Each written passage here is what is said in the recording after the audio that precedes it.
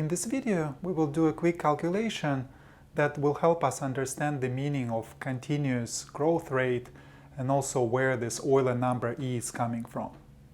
So for example, if we consider a continuous growth rate k equals to 1, it means that our initial value p0 is multiplied by e to the power t after time t.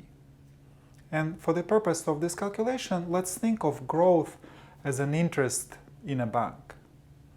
So for example, if we deposit $100 into a bank account and our continuous growth rate is equal to 1 or 100%, according to this formula, at the end of 1 year, we will get 100 times E. So we will end up with $271.82. Right? So 100% of continuous interest rate translates into 171.82% in the usual annual interest rate sense.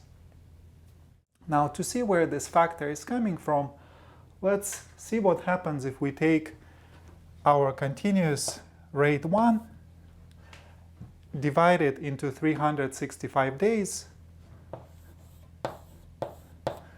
and then apply this daily interest rate for 1 year.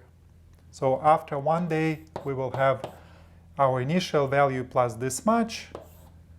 After 2 days, this will be squared, cubed, and so on. So after 365 days, if you plug this into your calculator, you will end up with 2.714 ... So you see, it starts looking like this number E up to the first 2 digits. But of course, 1 day, it's a better approximation of a continuous time than 1 year, but we can do better.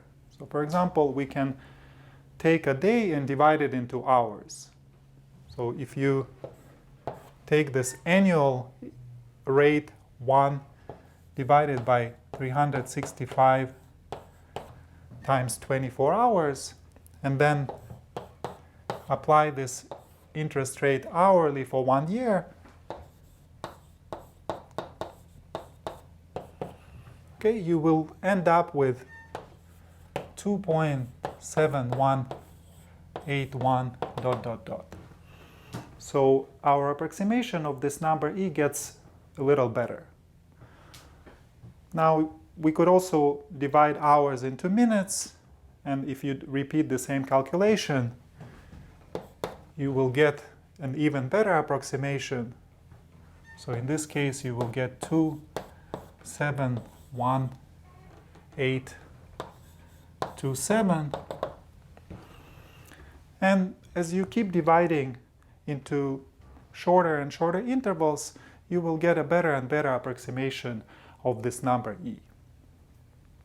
And so hopefully this calculation explains the meaning of the word continuous in the continuous growth rate, because we want to apply it continuously by approximating a continuous time by a shorter and shorter intervals of time.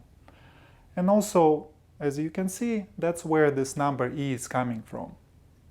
So in some sense, this Euler number E is you can think of it as a new special unit in this world of exponential growth functions, right? Because it corresponds to the unit continuous interest rate.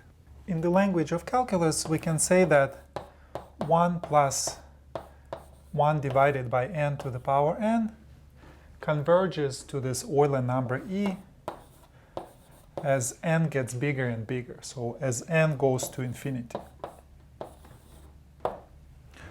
And you can also replace this continuous growth rate 1 by an arbitrary rate k, in which case the exponential will be replaced by e to the kt, and the same calculation with this rate k will give us that this number here converges to e to the k as n goes to infinity.